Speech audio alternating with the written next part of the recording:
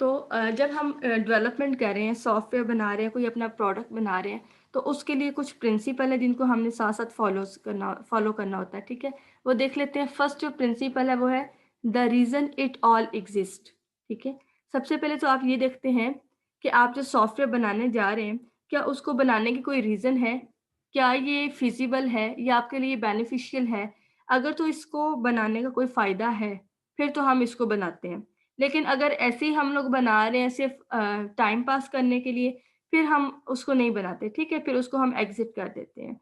तो uh software system exist for one reason to provide value to its user, ठीक है? अगर तो आपको ऐसा लग रहा है, आपकी कंपनी कोई प्रोडक्ट बना रही है जिससे आपके एंड यूज़र्स को फ़ायदा हो रहा है, आपके जो है क्लाइंट्स जो हैं उनको कोई फ़ायदा हो रहा है, फिर तो आप उसको बनाते हैं, ठीक है? उनको कोई वैल्यू दी जा रही है, ठीक है? कोई बेनिफिट हो रहा है, फिर तो आप उसको बनाते हैं।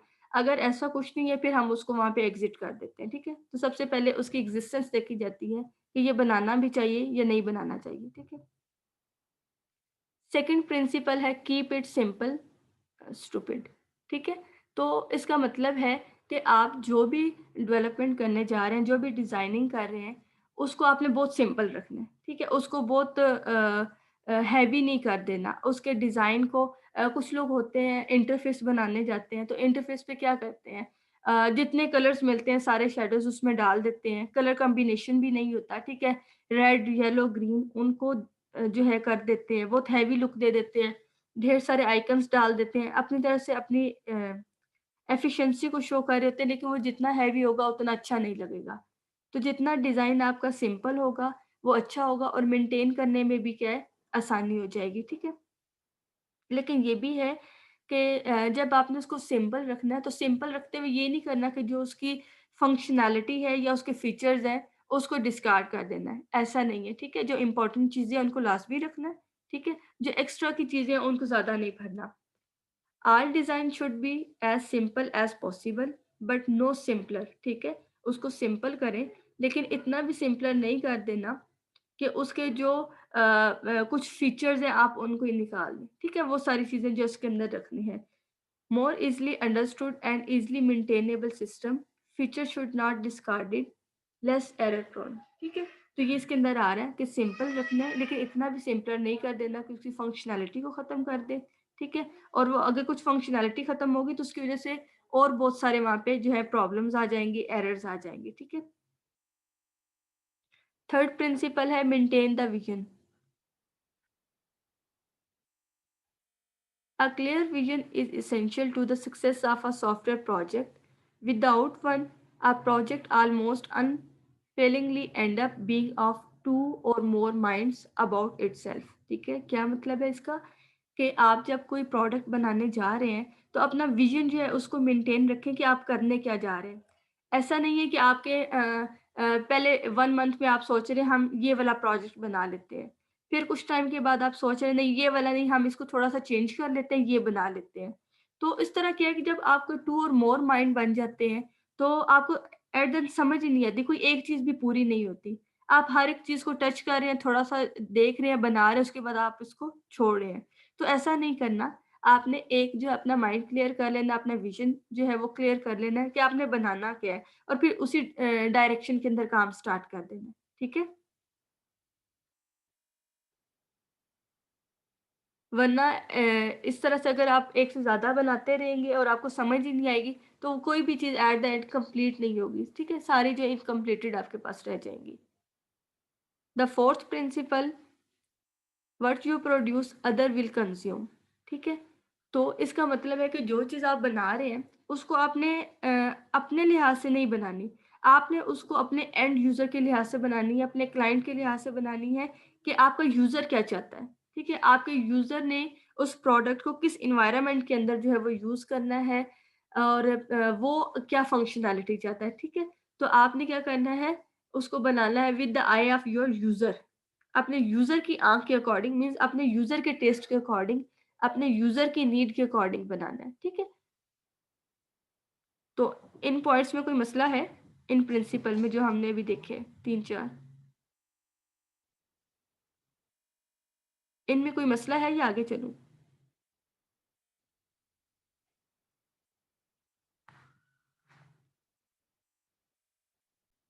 अच्छा, फिफ्थ प्रिंसिपल है be open to the future. ठीक है, a system with the long life time has more value in two-day computing environment where specification change on a moment notice, so system must be ready to adapt to these and other changes। ठीक है, be open to the future. अब आप जो भी development कर रहे हैं वो ऐसी नहीं है कि आप लोग कह दें कि हमने बना लिया बस ये सारी जिंदगी ऐसे यूज होता रहेगा, नो। ठीक है, ये कैसा होना चाहिए कि जो भी आपके उस प्रोजेक्ट के अंदर सॉफ्टवेयर के अंदर चेंजिंग चाहते हो उनको जो है वो चेंज किया जा सके। ठीक है, जैसे ही कोई चेंज आए आप उस चेंज को लें और अपने सिस्टम को उसके अकॉर्डिंग जो है मॉडिफाई कर दें, अपडेट कर दें। ठीक है, तो be open to the future, always आप रेडी हो कोई भी चेंज जो है, कोई भी कॉन्फ़िगरेशन जो है उसको अडॉप्ट करने के लिए। सिक्स प्रिंसिपल है plan ahead for reuse. Reuse save time and effort. ठीक है, आपने क्या करना है कि ऐसा बनाना है, रीयूजेबिलिटी की पहले ही बात हुई है, तो आपने क्या करना है, रीयूजेबल मॉड्यूल्स बनाने हैं। ठीक है, ताकि वो बाद में जो दोबारा यूज हो सके और दूसरे जो डेवलपर्स हैं उनका टाइम भी बच सके और उनकी एफर्ट भी जो है वो बच सके। ठीक है, लास्ट प्रिंसिपल है think. Think the last principle is probably the most overlook. ठीक है, मोस्टली ये वाला जो प्रिंसिपल है थिंकिंग वाला, यही ओवरलुक हो जाता है। ठीक है, हम इसी पे फोकस नहीं करते, लेकिन बगैर सोचे समझे जो है डेवलपमेंट स्टार्ट कर लेते हैं। ठीक है, थोड़ा सा भी पता चला कि काम करना क्या है, बस उसके ऊपर कोडिंग करना स्टार्ट कर दी। ठीक है, लेकिन ऐसा नहीं है। थिंकिंग के ऊपर अगर आप थोड़ा ज्यादा टाइम दें, आप सही तरह से उसको अंडरस्टैंड करें कि हमें बनाना क्या है, तो वो एग्जैक्ट वही चीज बनती है और ठीक वही चीज बनती है। अगर बगैर सोचे समझे कर देंगे, स्टार्ट तो कर देंगे उसको टाइम से पहले, लेकिन क्या बाद में समझ नहीं आएगी करना क्या है। ठीक है, तो ये हमारे पास कुछ जनरल प्रिंसिपल थे। ठीक है, यहाँ इनको हम लोग जो है वो साथ लेके चलते हैं और इनको जो है माइंड में रख के तभी हम लोग डेवलपमेंट कर देते हैं। अब है हमारी सॉफ्टवेयर बिट्स। बिट क्या होता है, किसी को पता है बिट क्या होता है? मिथ, मिथ होते हैं हमारे बिलीव्स। ठीक है, लेकिन यहाँ पे हम कहते हैं कि हमारे रॉन्ग बिलीव्स। ठीक है, हमारे परफेक्ट बिलीव्स नहीं, हमारे रॉन्ग बिलीव्स। ठीक है, कि हम लोग जो है खुद से अजम्पशन कर लेते हैं कि ये वाला काम इस तरह से होगा, लेकिन असल में वो उस तरह से हो नहीं रहा होता। ठीक है, जिसकी वजह से हमें लॉस भी होता है और प्रॉब्लम्स भी होते हैं। तो सॉफ्टवेयर विद हम software related, software development related कुछ ऐसे अपने कॉन्सेप्ट बना लेते हैं, लेकिन एट द एंड उनकी वजह से जो है हमें बहुत सारे नुकसान उठाने पड़ते हैं। ठीक है, तो हमारे जो है ये रॉन्ग बिलीव्स है, रॉन्ग कॉन्सेप्ट है सॉफ्टवेयर के रिलेटेड। ठीक है, इनको हम देख लेते हैं ये क्या होता है। Beliefs about software and the process use to build it. ठीक है, ये क्या है, हमारे बिलीव्स है, हमारे कॉन्सेप्ट है about the software and the process use to build it. Software से रिलेटेड और सॉफ्टवेयर बनाने से रिलेटेड, सॉफ्टवेयर बनाने के लिए जो उनसे प्रोसेसेस है या उनसे रिलेटेड कुछ हमारे बिलीव्स होते हैं। Misleading attribute cause serious problem for manager and technical people. ठीक है, मीन्स यहाँ पे क्या, मैंने आपको पहले भी बताया कि ये हमारे रॉन्ग बिलीव्स है। ठीक है, हम खुद से अजम्पशन कर लेते हैं, खुद से ही कोई अजम्पशन करके बैठ जाते हैं, जिसकी वजह से मिसलीड हो जाते हैं और बाद में बहुत सारे जो है हमें प्रॉब्लम फेस करने पड़ जाते हैं। अब यहाँ पे जो है हम सबसे पहले मैनेजमेंट की मिथ देख लेते हैं। ठीक है, कि सॉफ्टवेयर मैनेजमेंट है उसकी क्या मिथ है। अच्छा, आप यहाँ पे डिफरेंट मिथ दिए गए, जैसे मैनेजमेंट क्या है, तो मैनेजमेंट के दो तीन जो है मिथ दिए गए, उनमें से हम लोग एक एक पढ़ते रहेंगे, दूसरे आप लोग देख ले। ठीक है, ये सेम एग्जांपल दी हुई है, एक एग्जांपल समझ लेते हैं। मिथ वन है we already have a book that's full of standards and procedures for building software what that provide my people with everything they needs to know. ठीक है, अब मैनेजमेंट के लोग क्या कह रहे हैं, उनका बिलीफ है, उनका मिथ है कि हमारे पास जो है डेवलपमेंट करने के लिए एक बुक है जो कि full of standard and procedure है। ठीक है, जिसके अंदर हर चीज जो है वो डिफाइन की गई है, सारे स्टैंडर्ड्स भी है, सारे प्रोसीजर्स भी है सॉफ्टवेयर को बनाने के लिए। लेकिन जो है अब वो मैनेजमेंट तो ये वाला बिलीव करके बैठ गया कि हमारे पास एक बुक है, हमें जब भी कोई सॉफ्टवेयर डेवलप करना है, हम उस बुक को खोलेंगे, वहाँ से स्टैंडर्ड देखेंगे, वहाँ से उसका प्रोसीजर देखेंगे और उसको कर लेंगे, ठीक है? लेकिन इन रियलिटी क्या होता है, अब पहले का मिथ जो है ये हमारे रॉन्ग बिलीफ है। मैनेजमेंट का ये बिलीफ था कि हमारे पास बुक है, हम उससे देख के ये सारे काम कर लेंगे, लेकिन अभी हम इसको इन रियलिटी देखते हैं कि असल में क्या है, ठीक है? मैनेजमेंट जो इसको रॉन्ग वे में ले रही थी। रियलिटी क्या है? Are software practitioner aware of existence standard, ठीक है?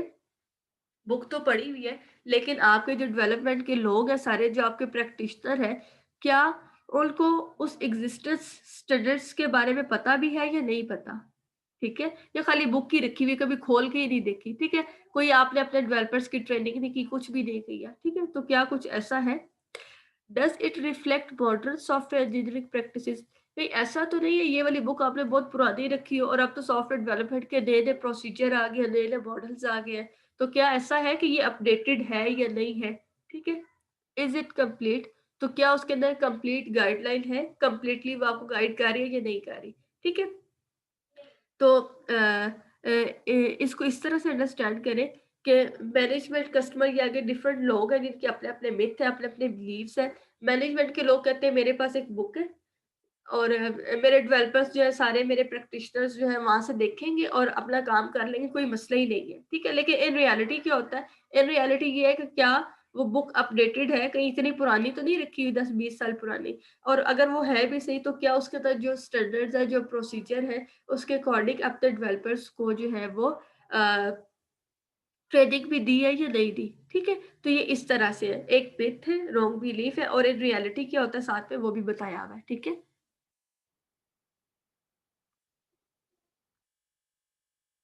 अच्छा, यहाँ पे एक और मिथ देख लेते हैं, मैनेजमेंट का ही है। मैनेजमेंट वाले क्या कहते हैं? If I decide to outsource the software project to a third party, I can just relax and let that firm build it, ठीक है? मैनेजमेंट क्या कह रही है? वो कह रही है कि इतना मसला ही कोई नहीं है, हम अपना सॉफ्टवेयर जो आउटसोर्स कर लेंगे, किसी से बनवा लेंगे, और हमें कोई फिक्र नहीं है, बस हम रिलैक्स हैं और फिर हम उसके ऊपर काम करना स्टार्ट कर देंगे, ठीक है?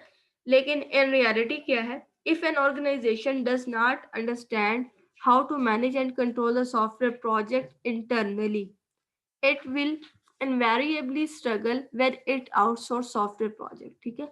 अगर तो आपने आउटसोर्स कर लिया है और आपकी ऑर्गेनाइजेशन जानती नहीं है, अंडरस्टैंड ही नहीं करती कि आपके उस प्रोजेक्ट को किस तरह से मैनेज करना है, किस तरह से कंट्रोल करना है, किस तरह से यूज करना है, ठीक है?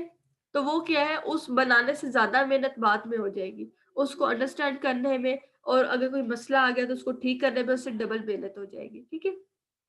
तो इस वजह से ये रॉन्ग बिलीव था कि अगर आउटसोर्स कर ले तो हम इसको, बस हम रिलैक्स है, ठीक है? लेकिन एक्चुअल में उससे ज्यादा प्रॉब्लम जो है वो फेस करने पड़ जाते हैं। जिस तरह मैनेजमेंट के मिथ थे, इस तरह से कस्टमर के भी कुछ मिथ है, ठीक है? मैनेजमेंट वाले अपना बना के दे रहे हैं, तो कस्टमर भी क्या कहता है इसको भी देख लेते हैं, इसका भी कोई एक देख लेते हैं। अच्छा, अब कस्टमर का मिथ देख लेते हैं। प्रोजेक्ट रिक्वायरमेंट कंटिन्यूली चेंज, ठीक है?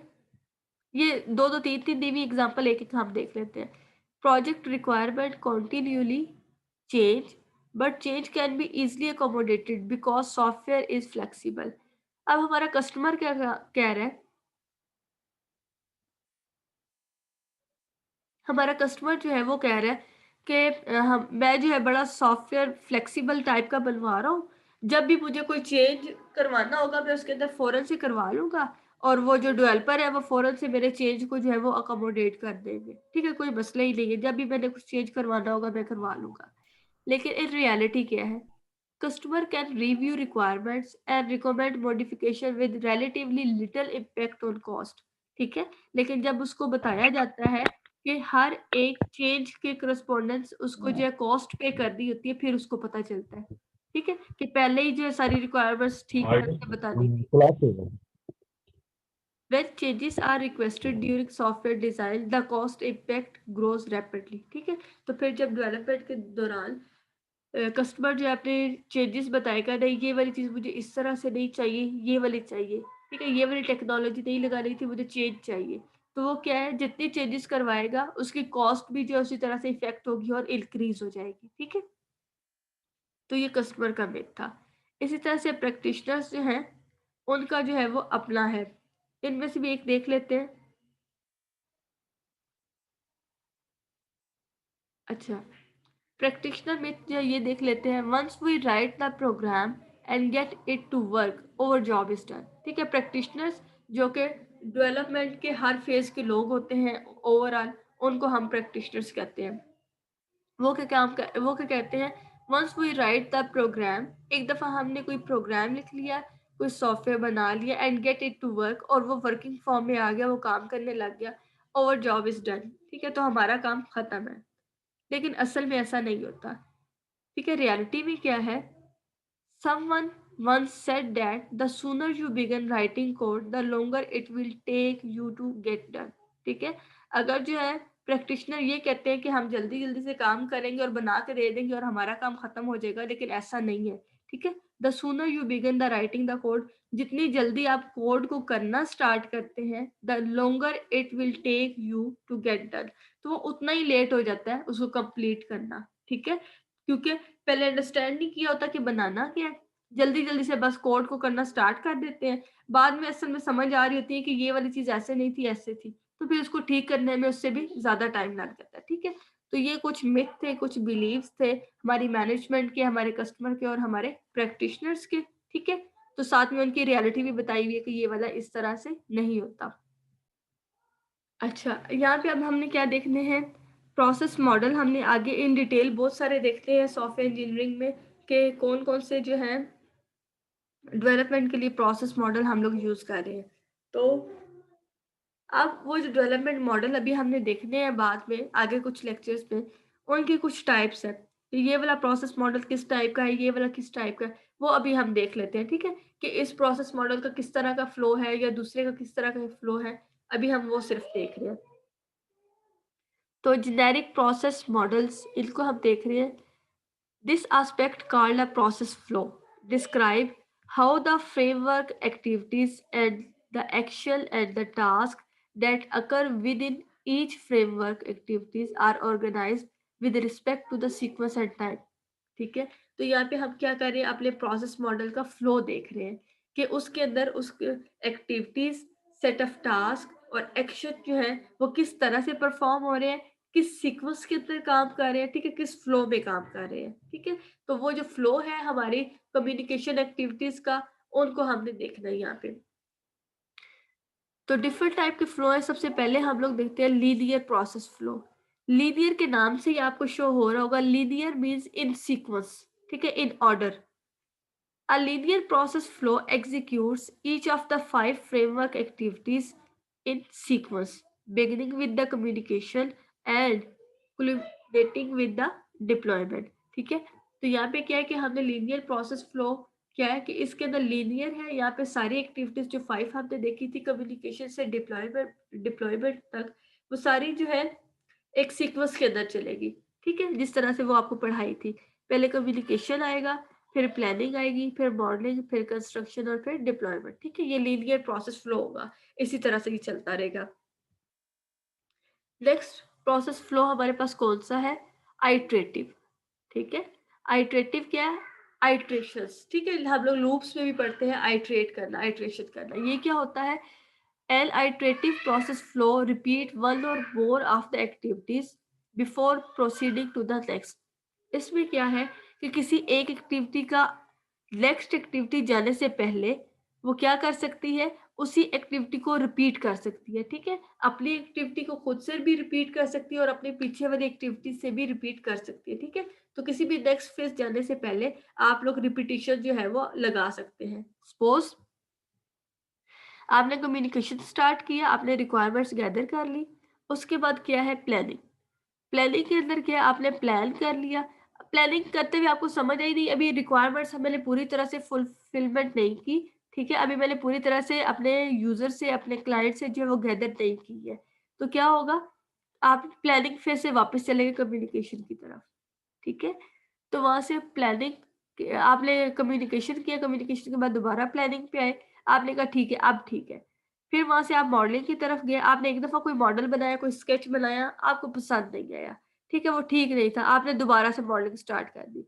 फिर पसंद नहीं आया, फिर मॉडलिंग स्टार्ट कर दी, ठीक है? जब तक वो ठीक नहीं होगा, आप मॉडलिंग करते रहेंगे, नेक्स्ट फेज़ तब जाएँगे जब आप पिछला फेज़ जो है सैटिस्फाई कर लेंगे, ठीक है? फिर उससे आगे क्या है कंस्ट्रक्शन। कंस्ट्रक्शन आपने बनाया, डेवलप किया, आपने कहा इसके अंदर मसले हैं, आप यहाँ से जो है पीछे मॉडलिंग पे भी जा सकते हैं, प्लानिंग पे भी जा सकते हैं, कम्युनिकेशन किसी भी फेज़ पे पीछे जो है वो जा सकते हैं, ठीक है? तो आइटरेशन क्या है कि आप किसी भी नेक्स्ट फेज़ जाने से पहले कोई भी फेज़ जो है उसको आइटरेट कर सकते हैं, उसको रिपीट कर सकते हैं, ठीक है? इसी तरह से फिर जो है डिप्लॉयमेंट किया और ये वाला काम खत्म हो गया, ठीक है? तो ये हमारे पास आइटरेटिव जो है प्रोसेस फ्लो था। इसके बाद हमारा नेक्स्ट है evolutionary process flow. Evolutionary process flow के अंदर हम क्या करते हैं, जितनी भी हमारी 5 एक्टिविटीज़ हैं, उनको सर्कुलर वे के अंदर जो है वो रेगुलेट करते हैं, ठीक है? लेकिन यहाँ पे ये नहीं है कि आप एक एक्टिविटी करके उसके उससे बैक जो है बैक ट्रैक कर सकते हैं, वापस आ सकते हैं, इस तरह नहीं है, ठीक है? पहले communication, planning, modelling, construction, deployment ये वाला किया, फिर दोबारा से यही वाला स्टार्ट कर दिया, ठीक है? फिर पूरा नहीं हुआ, फिर दोबारा से स्टार्ट कर दिया, ठीक है? फर्स्ट टू लास्ट तक जो है उसको आप जो है इन लूप्स जो है वो चला सकते हैं। तो आइटरेटिव के अंदर क्या था, किसी भी फेज़ पे आके आप बैक जा सकते हैं, लेकिन एवोल्यूशनरी के अंदर क्या है, फर्स्ट टू लास्ट फेज़ आके फिर आप उसको जो है रिपीट कर सकते हैं। दरमियान में से आप किसी फेज़ से बैक नहीं हो सकते, ठीक? लास्ट हमारा प्रोसेस फ्लो है parallel process flow. Parallel process flow के अंदर क्या है, एग्जीक्यूट वन और more activities in parallel with other activities, ठीक है? पैरेलल के अंदर आप क्या कहते हैं कि आप at the same time multiple activities जो है उनको चला सकते हैं, ठीक है? अगर आपने कम्युनिकेशन स्टार्ट किया हुआ है, आप साथ में प्लानिंग कर रहे हैं, प्लानिंग के बाद आप कहते हैं मैं मॉडलिंग भी कर लूँ और दोबारा से कम्युनिकेशन भी स्टार्ट कर लूँ, ठीक है? कुछ चीज़ें रह गई है, फिर कम्युनिकेशन के बाद आपकी मर्जी, आप दोबारा प्लानिंग पे जाए या मॉडलिंग पे आ जाए, ठीक है? तो मतलब ये है कि at the same time multiple activities जो है वो आप परफॉर्म कर सकते हैं। एक जगह प्लानिंग हो रही है तो दूसरी जगह आप उसकी कंस्ट्रक्शन भी कर सकते हैं, ठीक है? उसकी मॉडलिंग भी कर सकते हैं। तो मल्टीपल टास्क जो है वो परफॉर्म हो रहे हैं एट द सेम टाइम।